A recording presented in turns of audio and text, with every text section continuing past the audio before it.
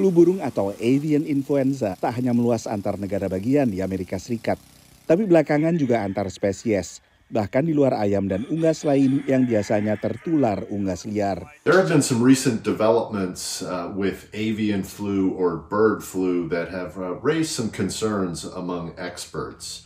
There was an outbreak of bird flu at the Cal-Maine facility in the panhandle of Texas. There have also been some other developments that have raised some alarms, notably that this avian flu has been detected in cattle, dairy cattle, in at least 5 states, including Texas, New Mexico, Kansas. Penularan flu burung terus dipantau Pusat Pengendalian Penyakit AS CDC. Unlike COVID, which is a completely novel or new virus, avian flu is known to us. And we've been thinking about vaccines and treatment and tests for quite a number of years.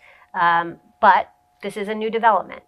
Cows, mammals, being a reservoir gives this virus new opportunity to change. And that's what we're watching for really closely. Has this virus changed, or is it changing that would make it more likely to spread from human to human? Perbakan flu burung pada 2022 akhirnya menyebabkan lonjakan harga telur. Analis kini mencermati sejauh mana perbakan flu burung saat ini yang juga meluas ke sapi bisa berdampak pada harga tak hanya telur, tapi juga daging sapi dan susu sapi. People shouldn't be worried about our milk supply, and there's really 3 major reasons. The first is that farm management prevents any milk from diseased animals going into the raw milk, okay?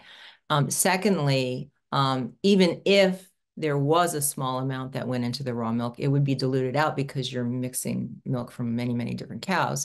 And thirdly, really most importantly, is that we pasteurize our milk, and pasteurization inactivates or kills this virus. Pada 2022, seorang pekerja yang memusnahkan ayam terinfeksi flu burung akhirnya tertular flu burung di Colorado. Sementara kasus flu burung pertama tahun ini terjadi di Texas, melibatkan seorang pekerja peternakan sapi perah. Sejauh ini kasus flu burung yang menular kepada sapi di Amerika Serikat dan juga menular kepada pekerja peternakan yang tertular dari sapi akhirnya memunculkan gejala-gejala relatif ringan saja bagi penderitanya. Tapi tetap saja perkembangan ini terus dipantau.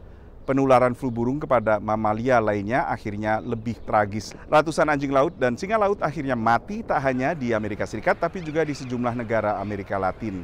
Dari Washington DC, saya Nova Purwadi dan tim VOA.